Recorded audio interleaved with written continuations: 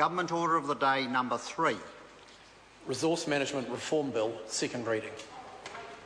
The Honourable Amy Adams. Mr Speaker, I move that the Resource Management Reform Bill 2012 be now read a second time.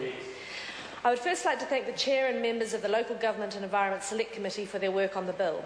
I would also, Mr Speaker, like to thank all those who took the time to make a submission to the committee. I understand the committee received 234 submissions to the bill and heard 147 oral submissions and hearings in both Wellington and Auckland. The Resource Management Reform Bill represents the first step of Phase 2 of the Government's programme of resource management reform. Phase 1 of this programme led to the enactment of the Resource Management Simplifying and Streamlining Amendment Act 2009. The provisions of that Act made important and overdue improvements to the operational efficiency of the resource management system.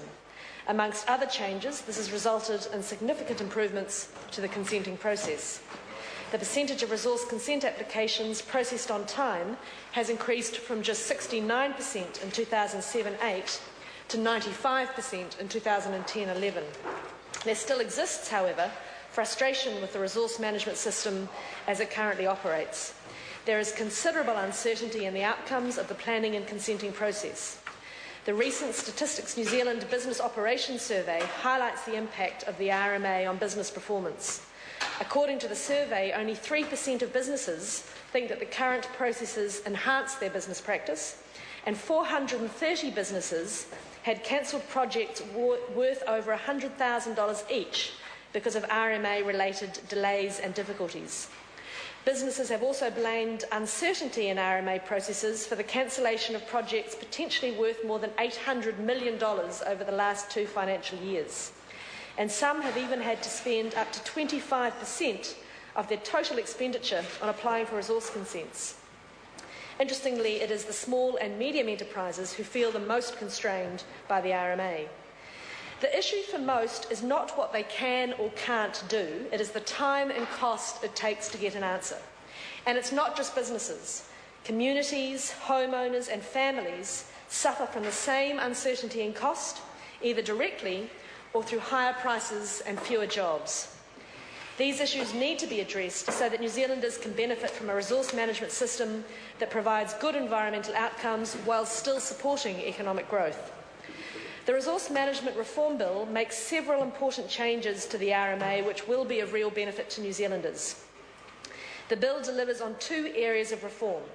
It makes discrete changes to improve the functioning of the RMA and provides a streamlined process for the delivery of Auckland's first unitary plan. Firstly, the bill will provide for a 6-month time limit on council processing of resource consents for medium-sized projects. The current average time for processing a medium-sized consent is 9 months, so this proposal may represent a reduction in the delay for many communities and developers of about 1/3. The cost per day of delaying a hypothetical $10 million project was estimated in 2007 as around $2,200. So this proposal could represent a saving of about $140,000 for a project of that size compared to average consent processing times. The bill also introduces improvements to the quality of analysis underpinning local authority decision-making. More robust cost-benefit analysis will now be required before councils and hearings commissioners make decisions on significant plan changes and projects. Section 32 now specifies the requirement to consider economic growth and employment. The level of analysis required will be proportionate to the size of the project or the plan change in question. This means that while major projects and proposals will require careful and detailed analysis, small projects will not be burdened with undue cost or effort. I support the Select Committee's recommendation that positive as well as negative impacts on economic and employment growth should be considered. An option for simpler direct referral to the Environment Court for major regional projects is also included in the bill and will help increase business certainty. Once regulations are made, unless there are exceptional circumstances, councils will be required to agree to a request for direct referral. The types of projects which will qualify for this option are those which represent a regionally significant investment. I support the Select Committee's recommendation to introduce criteria that regard must be had to in setting regulations to determine the investment thresholds for what constitutes a major project. The views of Council, iwi and other key stakeholders will be taken into account when developing these regulations.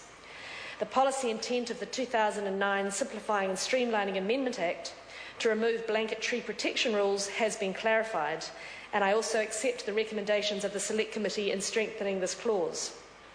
The bill clarifies how councils may make rules in relation to tree protection. A rule in a district plan may only restrict the felling, trimming, removal or damaging of trees on private property in an urban environment if the allotments have been identified by street address or a legal description of the land and the trees are described in a schedule to the plan. Groups of trees that cover adjacent allotments may be identified if they form a cluster, grove or line. This does not, Mr. Speaker, affect the ability for regional or district councils to identify areas of significant vegetation or to create and use bush protection zones.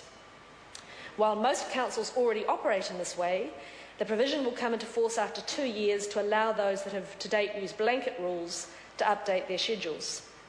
As I have mentioned, the other area of reform in the bill is a proposal to develop a one-off hearings process for Auckland's first unitary plan.